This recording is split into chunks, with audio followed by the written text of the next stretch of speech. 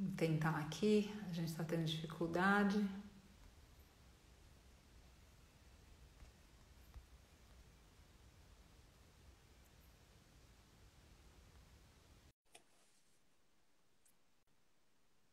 Boa noite a todos. A gente está tentando. Ah, conseguimos. Acho que conseguimos. Vamos ver. Conseguimos? Ah, conseguimos. Deixa eu limpar a câmera, peraí. Pronto. Ai, que Eu não, maravilha. Que eu não maravilha. sei o que estava acontecendo. Eu ficava clicando assim, desesperada. Eu falei, gente, isso aqui não ia no meu celular. Aí eu peguei o celular do Diogo e por algum motivo ele foi. Que curioso, porque um pouco antes, agora na live com a Domingas, eu tentei salvar e não consegui. E ontem também com a Sá de Vigia eu tive problemas para entrar. Então, enfim, eu acho que pode ser não o aparelho, mas o momento com o Instagram, com a plataforma. Mas agradeço por ter insistido. Agradeço Ainda por bem estar que deu aqui. certo. E como aqui vai ficar gravado, Ju, que a outra introdução ela acabou sendo deletada em função dessa questão técnica, só queria deixar aqui o registro de que essa delicadeza tua é algo que para mim é uma força tremenda que me provoca reverência. Às vezes eu estava comentando que é muito fácil a gente pensar no feminino e no masculino como então um é forte, o outro é fraco. E para mim é muito claro que o homem ele pode ter uma força maior para fora, mas pode, não é necessariamente a realidade. Hoje a gente tem mulheres muito fortes também, fisicamente falando. E a mulher eu vejo que ela tem uma força, uma potência interna. E então não existe forte e fraco, mas uma das potências que eu vejo femininas e que nem todas nós conseguem, mas que você tem maestria, é manter a delicadeza, manter a bondade, manter uma realmente é uma gentileza. A tua presença é gentil. E eu fico muito contente que você possa ser quem você é, ou seja, uma médica vegana, que você possa orientar pessoas, porque quando a gente vai procurar a medicina, a gente precisa desse acolhimento. Seja num homem, numa mulher, ou seja, no médico que está ali, no profissional da medicina. E você traz isso de uma maneira tão compassiva, sabe? Realmente é algo que eu reverencio o teu espírito grandemente. Agradeço por estar aqui, Ju. Agradeço por estar aqui. Obrigada, Paty. Obrigada pelas palavras. É uma honra estar aqui. Gratidão pela live, gratidão por cada coisinha que você faz todos os dias, que sempre tem que beneficiar todos os seres. Obrigada por existir. Agradeço a todos também que entraram antes, voltaram agora e estão reconectando por causa dessa questão que a gente comentou. Eu vou querer deixar, sim, aqui um cântico, e aí vou abrir com algumas palavras que eu gostaria que você desse continuidade. Pode ser assim? Assim, Graças. certeza. Respiro o giro da lua, me inspiro na fase que for, ensina os ciclos da vida, reflexo do mundo interior. Só quero com isso aqui invocar a lua, invocar esse aspecto feminino tão ligado a nós também, para que a gente possa se conectar mais e mais e mais, sejamos homens ou mulheres, ao feminino, para que a gente possa empoderar fêmeas, empoderar mulheres, empoderar o feminino nos homens, empoderar essa delicadeza que a Jo está aqui para dar aula para nós. Um Ju, pouquinho de pensar. quando a gente começou tudo isso, ou seja, essa ideia que eu falei com você, a gente falou um pouco dessa questão da saúde do feminino mesmo, ou seja, de como o feminino está adoecido quando a gente olha não só no microcosmos da mulher, mas nesse macrocosmos representando todas essas manifestações diferentes.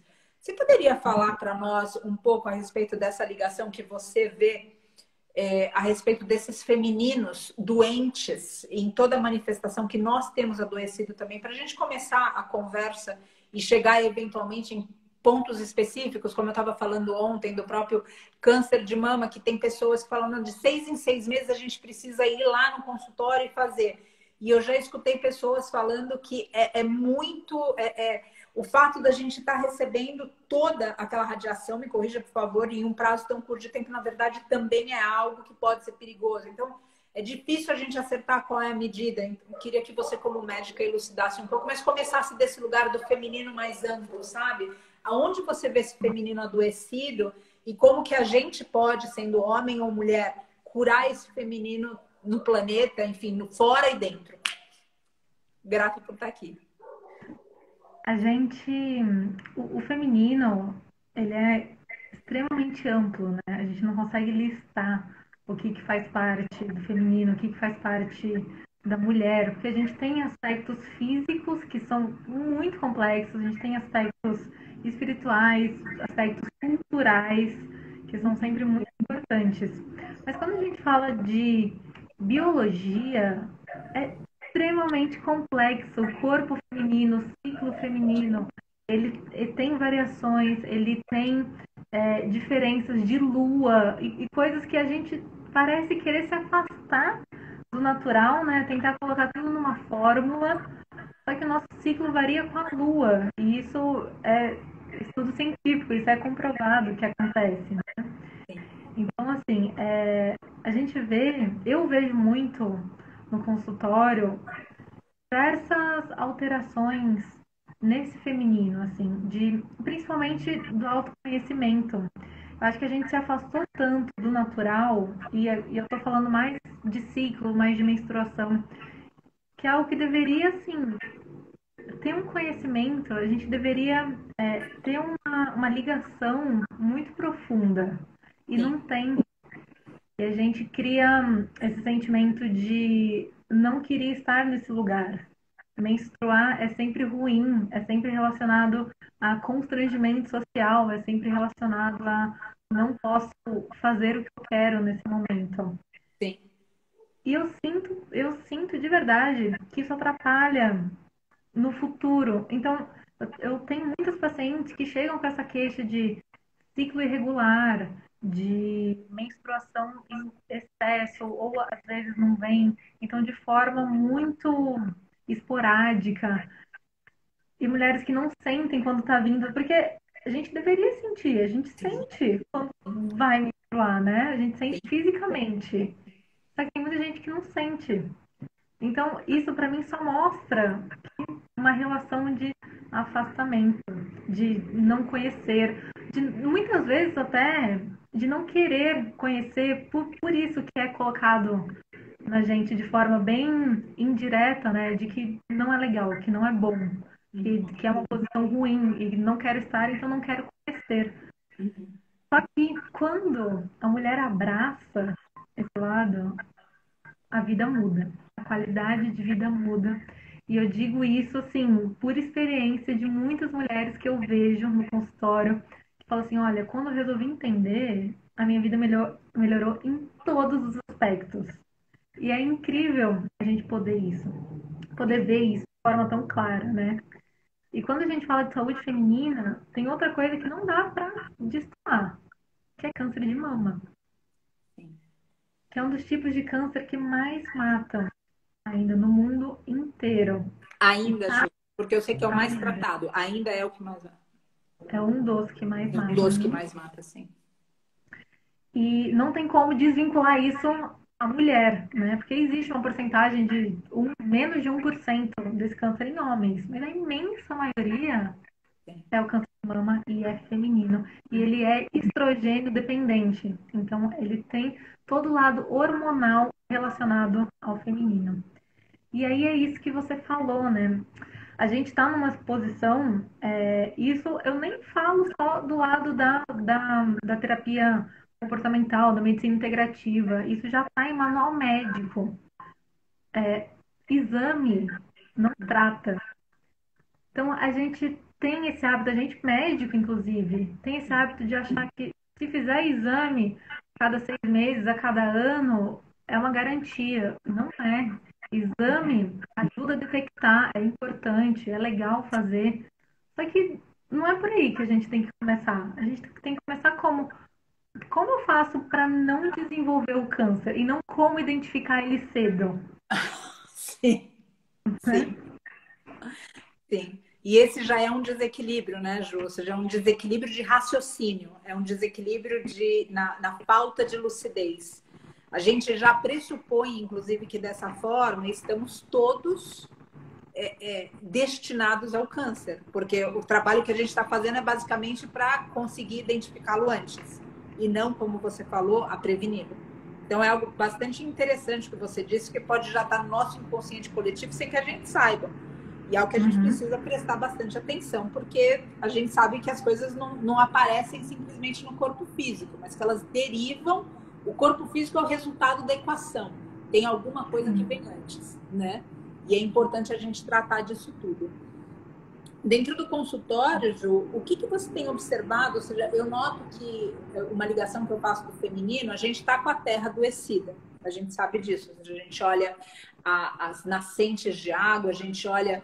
Mesmo quando a gente fala da diferença do orgânico e de um outro cultivo, a gente vê que a gente pode pegar o mesmo feijão, só que a gente não tem o mesmo nutriente. Então, como é que eu consigo fazer essa ligação de colocar, eu preciso curar a terra e eu preciso me curar através das minhas escolhas, então eu sei que eu vou procurar algumas coisas que façam parte dessa saúde, como, por exemplo, os orgânicos aqui nesse exemplo que eu coloquei. Quais outras partes nessa prevenção que você coloca, nessa saúde do feminino que envolve também a terra, que a gente pode trabalhar para essa cura que é nossa e essa cura que é planetária? Essa cura que, através, ou seja, do que eu penso até, e vou ser ousada para colocar isso aqui, especialmente para uma médica, ou seja, para o estudo científico, mas te conheço como pessoa e sei que as pessoas que acompanham a gente também têm esse viés espiritualizado. Eu até medito, e a gente chegou a conversar um pouco sobre isso de uma forma mais informal, quando a gente estava trocando para a live, da questão, não foi o termo que a gente usou, mas do karma. Ou seja, olha o que a gente está fazendo com todas essas mestras vacas. E eu vejo, e a gente estava conversando, como é curioso isso, que a gente também esteja desenvolvendo, parece que as coisas estão unidas. Então, como que você vê, isso já seria uma perspectiva espiritual, mas como que você vê de uma perspectiva mais prática, ou até mesmo querendo abordar esse assunto, já que a gente já tinha falado, ou seja, que essa ideia tinha surgido em você e em mim, de âmbitos diferentes, como que a gente, através do que a gente muda em nós, para essa prevenção, não para que a gente detecte cedo, não para que a gente tenha cura da doença, mas que a gente previna esse adoecimento em nós e no macro também. Aonde que a gente atua?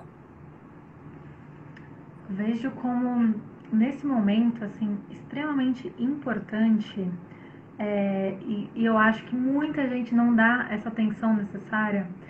É que, assim, ontem eu assisti a live com a doutora Renata, que é super minha amiga, né? Uma pessoa maravilhosa. E vocês falaram em alguns momentos sobre plantas, sobre ervas. Sim, sim. E eu achei isso muito legal de ser colocado, porque, assim, a gente acabou se distanciando da natureza no sentido prático da palavra mesmo. A gente vive em apartamento, a gente passa o dia todo na frente da tela, da TV. Sim. E tem-se muito essa crença de que se eu me alimentar bem, se eu for natural, eu não vou precisar de absolutamente mais nada.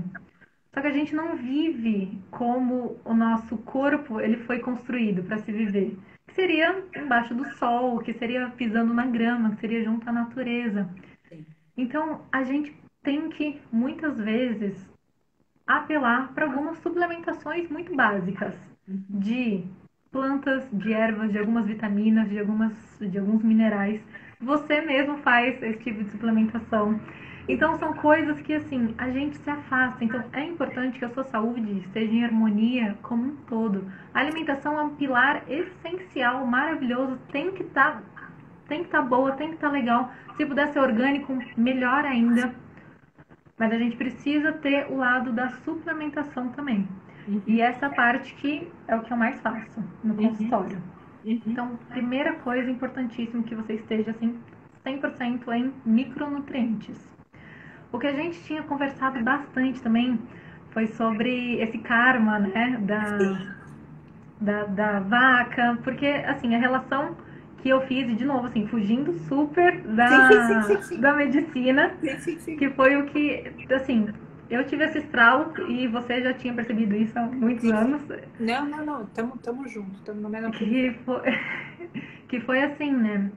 A gente sabe hoje, tem vários estudos já, que mostram uma relação estreita entre consumo de leite e câncer de mama. A relação que eu fiz foi, nossa, olha só que sacada. É um líquido que sai da mama de uma fêmea e causa mal na mama de outra fêmea, né? De uma mulher. E eu achei incrível quando eu tive Insight, sim. esse insight. Sim. Sim. E a gente não tem hoje, ainda infelizmente, na literatura, nada que coloca como um fator de risco. A gente não tem nenhuma recomendação formal que relacionam esses dois, mas a gente tem vários estudos e estudos assim bem robustos com muitas mulheres. E a gente tem a explicação que eu posso dar aqui também do porquê que esse leite ele leva a possivelmente a um câncer de mama. Por gentileza, você Então, poderia compartilhar? Sim. posso compartilhar. Claro. Existem três motivos principais, né, do leite. E aqui eu vou entrar na fisiologia do leite. Tá. Primeira coisa, ele saiu de uma vaca que acabou de gestar. Então, foi uma fêmea grávida, cheia de hormônios. E nesse momento da amamentação, ela ainda tem muitos hormônios. E vai ter durante bastante tempo, né? Tanto é que a gente, mulher mesmo, quando está amamentando em livre demanda, normalmente demora um tempo para menstruar. Porque isso é um efeito hormonal. Então, se você está lactando, se você está fazendo a produção do leite, você tem um hormônio que não permite que você menstrue, para que você consiga colocar toda essa energia para fazer o leite e não menstruar de forma que você não ovula, né? Então, se você está amamentando, você não está pronta para gestar mais uma vez. É essa a fisiologia. E a gente consome esse leite que está cheio de hormônios femininos. O câncer de mama, a imensa maioria deles, mais de 90% deles, eles se chamam estrogênio dependente. Isso quer dizer o quê? Quer dizer que o câncer cresce quando tem contato com o estrogênio. O câncer de ovário costuma ser assim também. Alguns cânceres de próstata também podem ser assim, mas o de mama é o principal. Então a gente está colocando para dentro um hormônio que vai fazer esse câncer crescer. Se ele é pequenininho, se seu corpo talvez tivesse capacidade de deter, porque células cancerígenas crescem espontaneamente a todo tempo, só que o nosso corpo consegue neutralizar. Um câncer, propriamente dito, são células que não foram neutralizadas e continuaram crescendo. Então, a gente coloca para dentro um hormônio que vai fazer esse câncer continuar crescendo. Além do problema do estrogênio, um bezerro, ele cresce mais de 10 vezes em 2 anos. Ele multiplica o peso dele por 10. Como que isso acontece? Tomando só o leite materno e comendo grama, né? Que é algo de caloria baixíssima. Ele tem um hormônio, que é o GH, que é o hormônio do crescimento, que é bem famoso, a gente conhece. Sim, sim. O leite da vaca tem uma quantidade de GH muito, muito maior do que o nosso leite materno, do que o nosso leite de humanos. Esse GH, ele pode ter relação com obesidade, já foi mostrado, pode ter relação com aumento de altura que estamos tendo nos últimos anos e pode causar o crescimento de novo do câncer. Interessante, Ju. Interessante. Além disso, sim, o leite tem uma quantidade enorme de gordura. De novo, esse bezerro precisa de calorias. Sim, então sim. tem muita gordura ali. O sangue, se eu não me engano, talvez erre a porcentagem, mas se eu não me engano, o leite materno humano tem de 10 a 20%, tem 10% de gordura, enquanto o leite de vaca tem 60 a 70% de gordura. Então é uma quantidade muito maior. E a gente sabe que células de gordura também produzem estrogênio. Então, você colocando gordura para dentro, a gordura ela é metabolizada na forma de gordura também. Então, a gente armazena, a gente estoca na forma de colesterol e na forma de gordura. É uma conversão muito mais difícil da gordura em energia do que de carboidrato em energia, por exemplo. E essa gordura, em excesso, pode também se transformar em estrogênio. E aí, de novo, entra ali no aspecto do crescimento do câncer. Interessante isso, Ju, porque eu quero só voltar em um ponto que você colocou, que eu acho importante, eu não sei se todo mundo tem essa informação e eu queria que você elucidasse também um pouco mais isso. Quando você fala, nós não temos estudos robustos.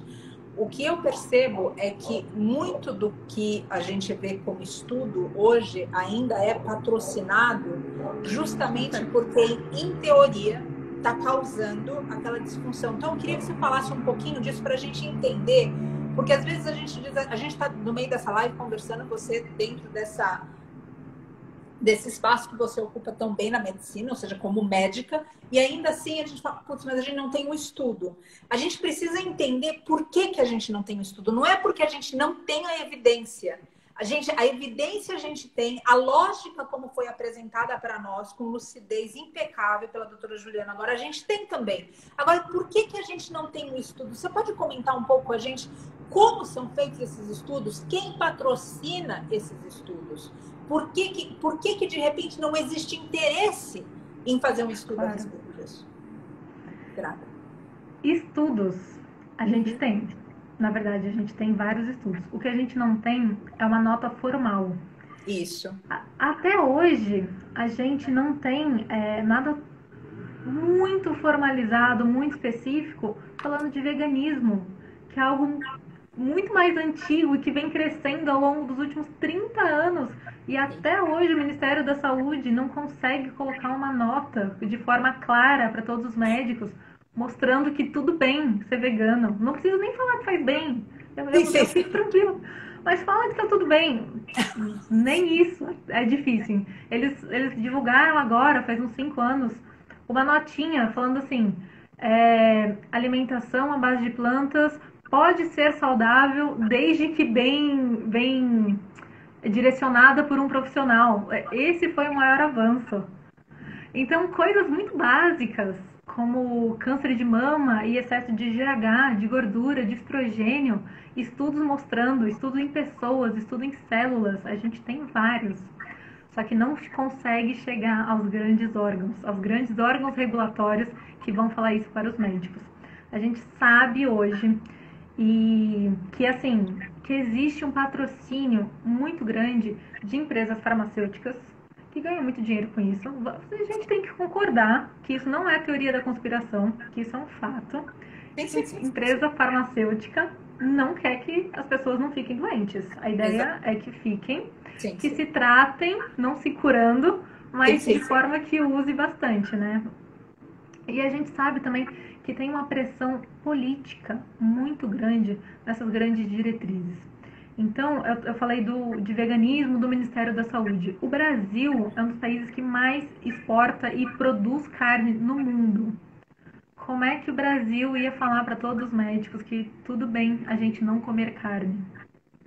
E tem vários documentários que mostram isso, né? O Cowspiracy, ele foca mais no lado ambiental, mas eu acho muito legal assistir para ter a ideia desse patrocínio, né? Então a gente tem órgãos enormes nos Estados Unidos, esse filme, e ele fala do Ministério Ambiental, fala de Greenpeace, de várias ONGs que tem esse patrocínio. Nos Estados Unidos mesmo também fica mais fácil pra gente comparar com os Estados Unidos porque tem mais informação de lá, né? Então existem mais filmes, existem mais pessoas que divulgam do que aqui no Brasil. E aí a Sociedade de Cardiologia, que tem o patrocínio de uma JBS de lá, por exemplo. E aí você vê, isso é muito engraçado, eu tenho uma palestra que fala sobre isso, é uma palestra sobre diabetes. E a gente entra na Sociedade Brasileira de Diabetes e a recomendação é assim, consuma pouca gordura saturada e uma quantidade X de carboidratos. Aí a gente vê o menu da Sociedade Brasileira de Diabetes e eles colocam um cardápiozinho, né, para dar dicas, assim. E é frango, é peru, é carne. Eu falei, gente, mas não era para comer pouca gordura? É um rodapé, assim, e um monte de receita com carnes. Então não tem como negar que alguma coisa não bate, né? Sim.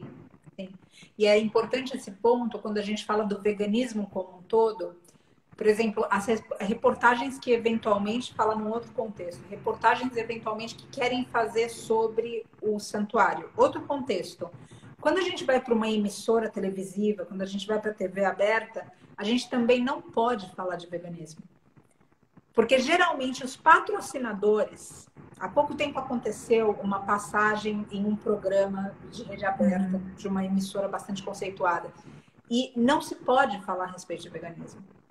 Porque justamente o patrocinador daquele programa é a JBS ou vinculado à JBS. Isso tudo a gente precisa entender, como a Ju está falando, não é uma teoria da conspiração, são fatos.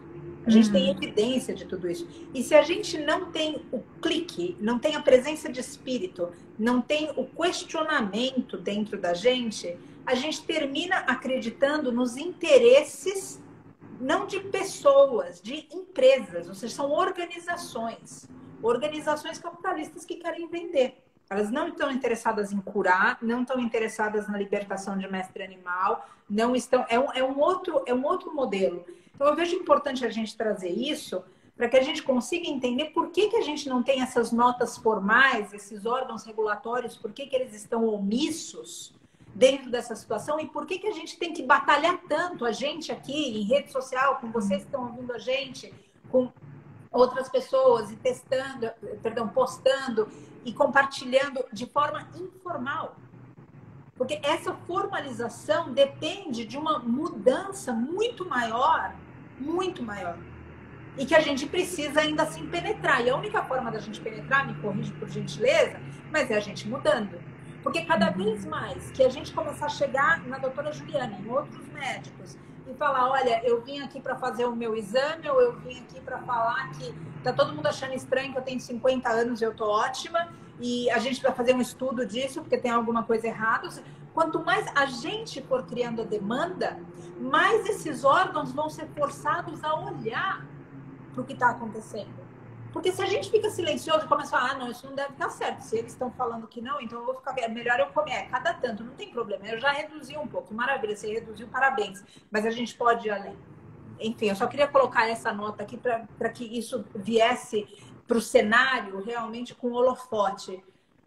É fácil a gente acreditar na mídia. Principalmente porque a vida corre muito e tem algumas informações que a gente recebe que se elas são mais lentas que X nanosegundos, elas entram direto no nosso inconsciente. E a mídia faz isso muito, às vezes não é nem a mídia, às vezes é alguma visão periférica, e a gente já colocou aquilo, engoliu como verdade. E a gente precisa questionar. Então, enfim, só quis te interromper por isso, Ju. Queria que você falasse um pouquinho mais a respeito do que você vê nesse consultório, o que você vê não de cura, mas de prevenção, e não do ponto de vista que a gente falou com a doutora Renata, mas da prevenção desse feminino que adoece por falta de discernimento, por falta dessa presença de espírito que a gente está conversando aqui. Como é que a gente consegue olhar para isso e falar, pera, como que eu pego, como que eu realmente me ocupo? Eu acho que é esse, eu me ocupo de mim. Eu me ocupo do que eu sinto. Então, quando eu chego no consultório, eu não pergunto para você o que eu estou sentindo. Eu falo para você o que me levou até... Entende? É diferente. Você poderia falar um pouco a respeito disso, da nossa percepção do nosso corpo, de como a gente outra vez se ocupa da gente? Porque eu sinto que essa conexão também se perdeu. Eu escuto como uma mulher de 40 anos deve se sentir, o que uma mulher de 50 anos deve, que exame ela deve fazer. E eu simplesmente vou seguindo tudo isso. Então, como é que eu chego no médico, na frente, e ocupada de mim?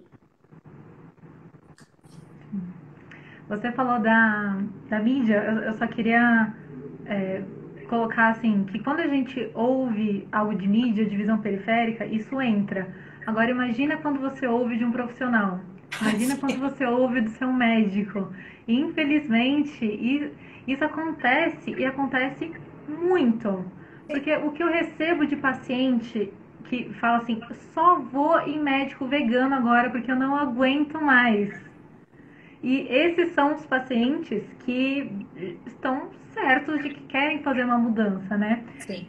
Mas tá tudo bem você ter dúvida, tá tudo bem você não saber exatamente. E aí esse médico vai e corta todo esse progresso que a pessoa fez. E ela tem certeza que ela não pode fazer nada que seja diferente do que a gente vê nos guidelines, né?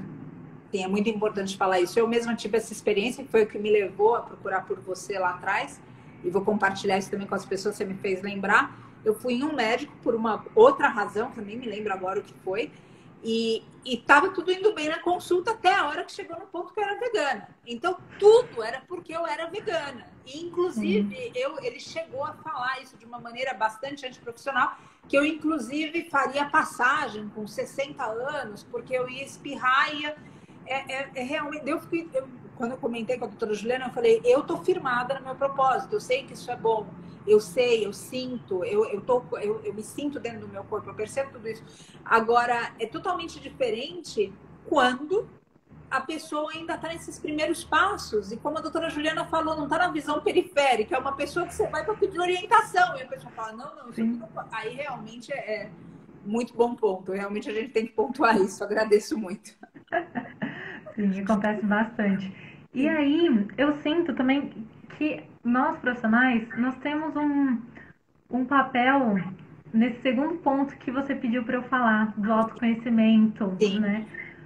Porque a gente, e assim, não tá errada essa experiência. Eu não vou aqui criticar a forma que a gente faz a análise de doenças ou de pessoas, porque é a forma que a gente consegue fazer. Então, assim, tudo na medicina é análise de dados, é análise epidemiológica. Então, a gente chega à conclusão de que mulheres devem começar a fazer mamografia a partir de 50 anos, que é a partir dessa idade que a gente tem mais câncer de mama. Vai ter mulheres que vão desenvolver câncer de mama aos 30? Vão, mas é uma quantidade pequena que não vale a pena a gente prestar atenção. Tudo dado epidemiológico.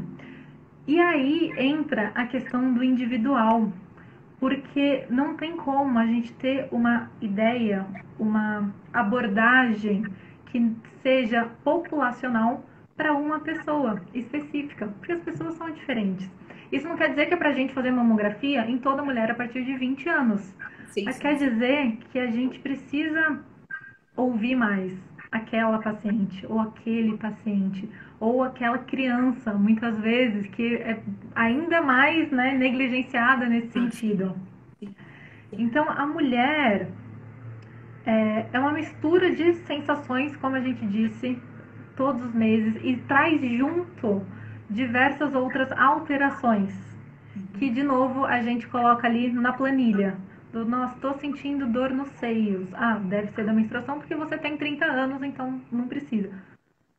Cadê, né, aquele autoconhecimento do... Tá, mas tá um pouco diferente do mês passado. Tá um pouco diferente do que eu tô acostumada. E eu sinto muito que a gente acaba deixando isso um pouco de lado. Porque eu não sei exatamente o que eu senti, porque eu tomei um relaxante muscular, porque eu tomei um anti-inflamatório. Porque as minhas dores, as minhas sensações, elas não me pertencem de forma nenhuma, porque eu preciso estar 100% no meu trabalho ou na minha casa. Então, isso de forma nenhuma é uma forma de culpar a mulher por não sentir ela mesma. É uma forma de alertar, né? Tem que chamar atenção. Será que você não está tão preocupada com o seu trabalho, que o seu chefe, que a sociedade impõe que você seja produtiva? Será que você não está tão ocupada com a sua casa, com seus filhos, de forma que todo mundo em volta de você exige que você esteja, e você acaba se deixando um pouco de lado? E você não percebe as suas sensações do dia a dia. E você não percebe que surgiu um carocinho aqui, que está ali há 6 meses, mas você não conhece seu corpo, porque deixa ele um pouco de lado, ou porque não permite que ele se expresse. Então, vejo importante, Ju, isso em uma consulta, para que a gente leve o material, ou seja, a gente leve através de observação. Eu vejo que isso, inclusive, é uma forma da gente estar no presente momento. Eu noto, Ju, você colocou um ponto que me causa muita reflexão sempre, quando você fala do sentir. Eu noto que a gente sociedade, a gente cultura, a gente humanidade nesse momento planetário, a gente está muito distante do sentir compaixão, do sentir empatia, do sentir dor. Às vezes, você sabe o dolo de yoga, e às vezes as pessoas se colocam numa condição dentro dessa prática de falar, não, isso tá doendo demais. E sim, às vezes é dor, mas às vezes é só um desconforto. E a gente não tá mais nem aceitando o desconforto. E cada vez que a gente vai, e eu compartilho aqui como reflexão, porque de novo esse é um ponto que eu tenho refletido já há algum tempo, cada vez que a gente aniquila as nossas sensações, seja de compaixão, de empatia, do desconforto, lembrando que o desconforto, ele é uma porta para transformação. Então é muito bom a gente olhar para o nosso desconforto, porque esse desconforto ele pode levar até a uma condição onde a gente, na frente da doutora Juliana, a gente entenda que esse desconforto abdominal, não sei, é porque a gente está comendo na hora errada. Ou até o desconforto da gente sentir algo que seja psicológico ou emocional, que esteja mais voltado para um corpo subjetivo ou sutil, que ele está ligado a algo que a gente precisa olhar. E cada vez que a gente simplesmente chega e toma a nossa Novalgina, o nosso Atroveran, o nosso relaxante muscular, o que quer que seja, a gente termina aniquilando, cortando o sintoma ou a manifestação que poderia dar uma pista para a doutora Juliana, se a gente está em consulta com ela, sobre o que está acontecendo com a gente. Mas a minha reflexão é quando foi que ficou errado a gente sentir? Quando foi que a gente entendeu que sentir não era bacana? E a gente simplesmente cortou essa conexão. E eu corto essa conexão de todas as formas. Então eu não me importo mais com o mestre animal, porque eu não quero nem ver esse documentário que você falou, que já me falaram que quem vê esse documentário é muito triste, depois não quero nem ver. Então eu não quero sentir compaixão, porque se eu sinto compaixão, eu vou ter que mudar o jeito que eu vivo. E eu não quero sentir a minha dor, porque se eu de fato sentir a minha dor, então eu vou terminar minha relação, eu vou mudar de emprego, eu vou mudar de casa. Só quero deixar essa reflexão aqui para a gente se permitir sentir. Que esse sentir é o começo de algo que a doutora Juliana e outros profissionais, sejam terapeutas, médicos, líderes espirituais, alguém que pode ajudar a gente, pode partir de um material. Ao invés da gente chegar na frente e falar, olha, tem alguma coisa errada comigo, mas eu não sei o que é. Então, é só uma reflexão desse ponto de vista. Do sentir, de fato, porque eu sinto que a gente precisa, é um sentir verdadeiro, é um chamado, sabe? A gente precisa se conectar de novo com as sensações do nosso corpo. Precisa se conectar outra vez com as sensações que fazem parte de nós. Não importa que sensações são essas, para que a gente possa encontrar uma solução. Em vez de terceirizar tudo, porque senão fica difícil para quem está perto. E Ju, comenta com a gente o que mais você falaria para nós dentro dessa seara, ou seja, da gente realmente se olhar, de se autoconhecer, que eu vejo que a resposta está sempre dentro. É óbvio que fora a gente vai ter ajuda, como no caso de uma médica como você, mas eu preciso identificar, no caso das patologias, no caso dos desequilíbrios físicos, como que esse autoconhecimento poderia ser favorecido através de práticas, ou seja, o que você diria? Você comentou do câncer de mama, mas existem outros desconfortos físicos, mesmo na própria gravidez, e esse descompasso, essa falta de conexão com o corpo físico também, porque a gente ficou muito mental. Então, o corpo físico, eu noto isso também dando aula de yoga, que eu falo, bom, agora levanta o braço direito e levanta o calcanhar esquerdo. E a pessoa para e olha, oi? Ou seja, a gente está totalmente aqui em cima, a gente está ficando até descoordenado. Então, como que é na tua visão médica que a gente volta a ocupar o nosso corpo, a ter cognição sobre as nossas sensações, para poder falar a respeito disso e chegar realmente numa cura que é feminina do ponto de vista de sentir. Não importa se está com um paciente que é homem ou um paciente que é mulher. Mas o feminino está ligado ao sentir. E a gente está aniquilando o feminino de todo jeito que a gente consegue. Grata. Que é legal você trazer isso, porque era realmente um ponto que eu estava pensando em falar, no sentido de, tá bom, tenho que sentir, entendi. Tô sentindo nada, né? Isso quer dizer o quê? Porque a gente não só descarta o sentir, como automaticamente eu sinto que o nosso corpo, a nossa mente está um pouco anestesiado. E isso tem muita relação, primeiro, ao pensar, né? Ao que a gente comentou, de não dar atenção, mas tem muito a ver com a nutrição do nosso corpo, em vários sentidos. A nutrição de alimentos, a nutrição energética, a nutrição de sentimentos. Então é muito, muito comum, eu vejo demais, assim, é, pessoas que se alimentavam mal, não se alimentavam bem, e aí passava a vida toda assim, até que teve o estralo, falou assim, vou me alimentar de plantas, vou me alimentar de forma mais limpa, melhor. Essa pessoa, quando come algo fora, quando come uma farinha branca ou algo com açúcar, ela se sente muito mal. E ela passou a vida inteira comendo isso todos os dias e não sentia nada. E tava tudo Sim, bem. sim. E aí ela fala, gente, será que eu fiquei intolerante a açúcar? Eu falo, não. Seu corpo percebeu, né? Você tá sentindo. O que ele quis te dizer é todos esses 30 Sim, anos que você passou. E isso acontece muito. Então, assim, não tem como a gente ter autoconhecimento e perceber melhor o nosso corpo quando a nossa dieta tá péssima. Quando a gente está comendo gordura saturada, quando a gente come carne todos os dias, quando a gente toma leite. São alimentos extremamente inflamatórios do ponto de vista fisiológico mesmo. Existe por A mais B o porquê que eles não fazem bem.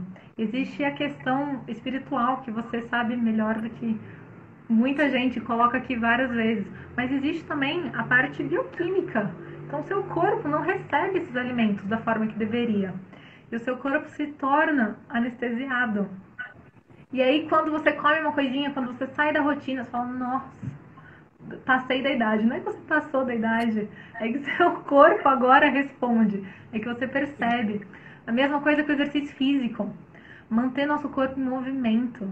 Isso é básico do básico, assim. E a gente fugiu, né? Agora na pandemia, então, acabou ficando difícil para muita gente. E eu pego muitos pacientes, assim.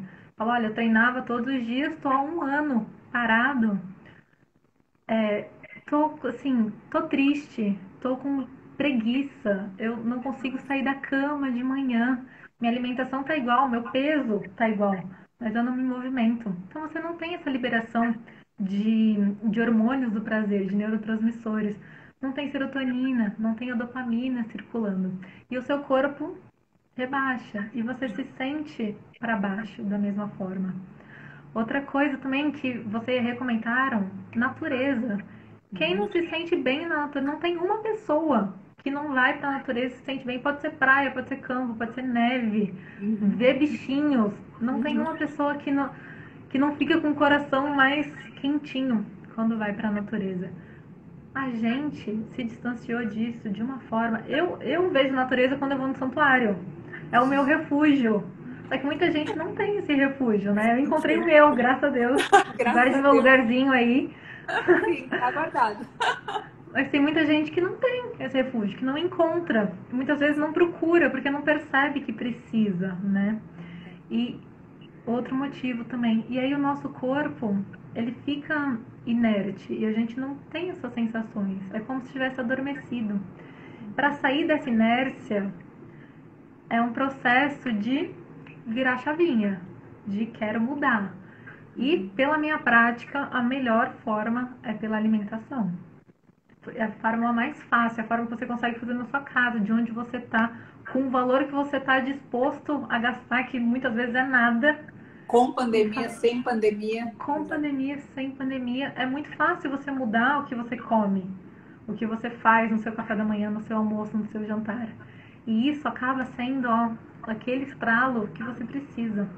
O seu corpo percebe, o intestino muda da água para o vinho. O nosso intestino é o que mais recebe. Se chama de segundo cérebro, é o órgão que mais produz serotonina, mais do que o próprio cérebro. E você nutre ele de forma inadequada, de forma que não é saudável, acaba refletindo. Sim.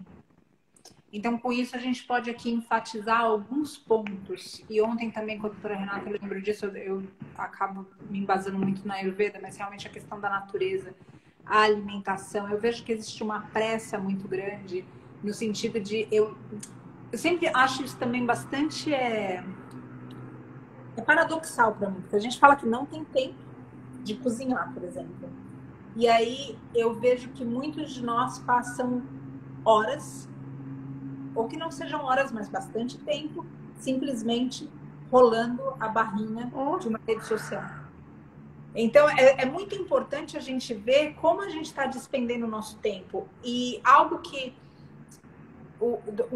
vou trazer uma outra noção aqui da economia, por exemplo. Quando a gente fala, eu quero guardar dinheiro, eu quero ter poupança, eu quero guardar alguma coisa para que eu possa fazer uma viagem ou para que eu possa, enfim, algo que está uma meta de vida e que demanda de um recurso financeiro. Muitas vezes, se a gente espera sobrar, a gente nunca vai alcançar. Qual é a ideia? A gente agir primeiro. Então, não é esperar sobrar. É assim que receber, já reserva aquele montante para aquilo que vai precisar. Da mesma forma, eu vejo a questão da alimentação. Não é alguma coisa de quando eu tiver tempo eu vou cozinhar. Não. Eu vou me propor a cozinhar todos os dias. E o tempo que sobrar, então eu vou para o Facebook, então eu vou para o Instagram, então eu vou ficar... Agora, definir prioridades. Porque, outra vez, se a gente for guardar a poupança, o que sobra, a gente nunca vai fazer o que eventualmente a gente precisa planejar em termos de recurso financeiro.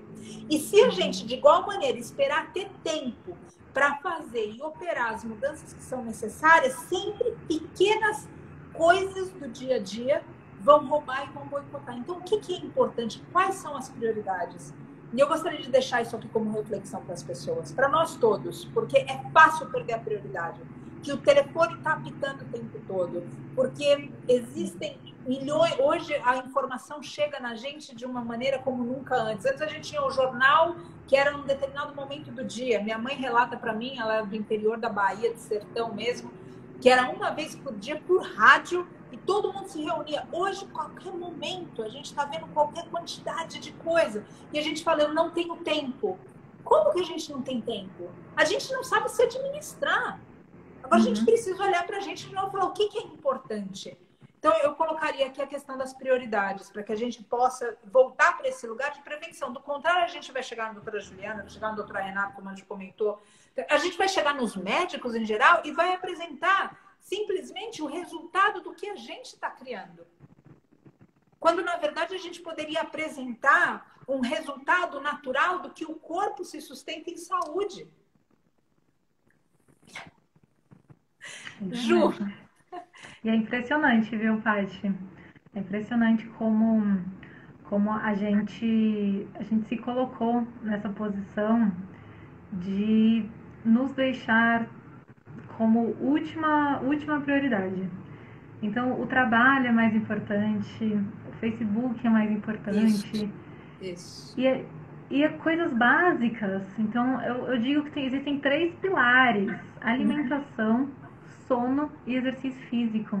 A gente não pode deixar isso quando eu tiver tempo de fazer. Não, exatamente. A sua vida precisa ser fundada nesses 3 pilares e o resto fica para quando você tiver tempo, né?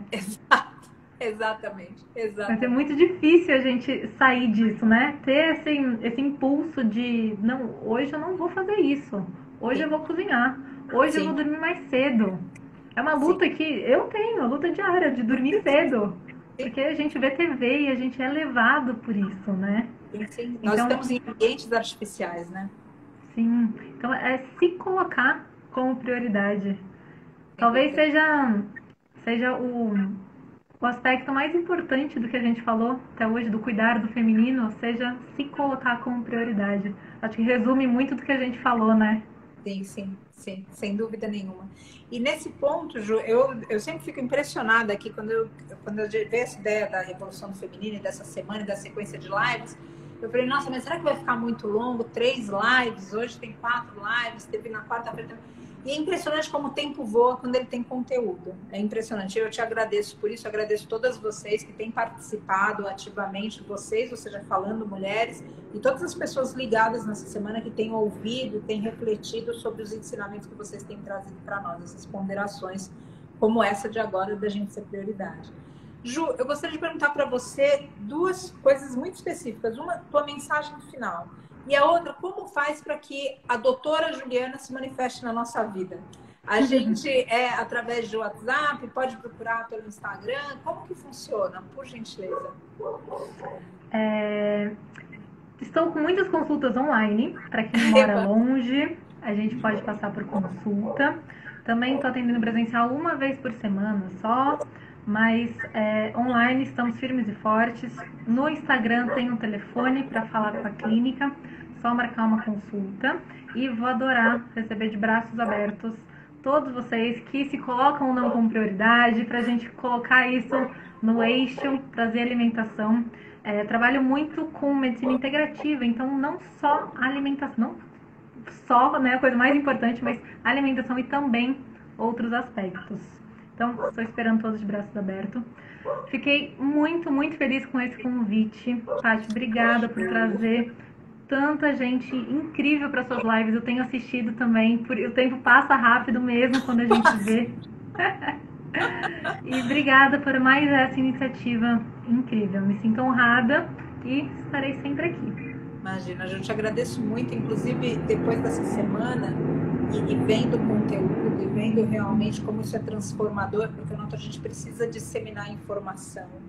E eu tô com várias ideias de, inclusive, pegar outros temas e colocar outras semanas voltadas para temas e disseminar. É óbvio que eu quero que as pessoas que estão participando também falem a respeito se isso é algo que vocês gostariam de ter e contar outra vez com a tua perspectiva médica, a tua perspectiva feminina, a tua perspectiva como ser humano. Você é um ser muito rico, que tem muito para contribuir. Então, eu vou ficar sempre lisonjeada e eu, em nome de todo o santuário, de toda a equipe Mestres Animais, honrados ficaremos por cada participação tua. Eu grandemente agradeço por você fazer tempo para nós.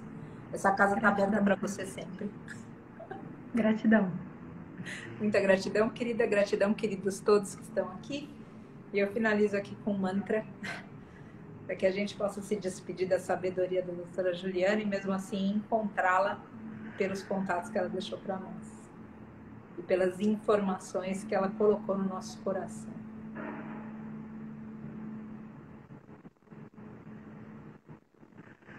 Loka Samasta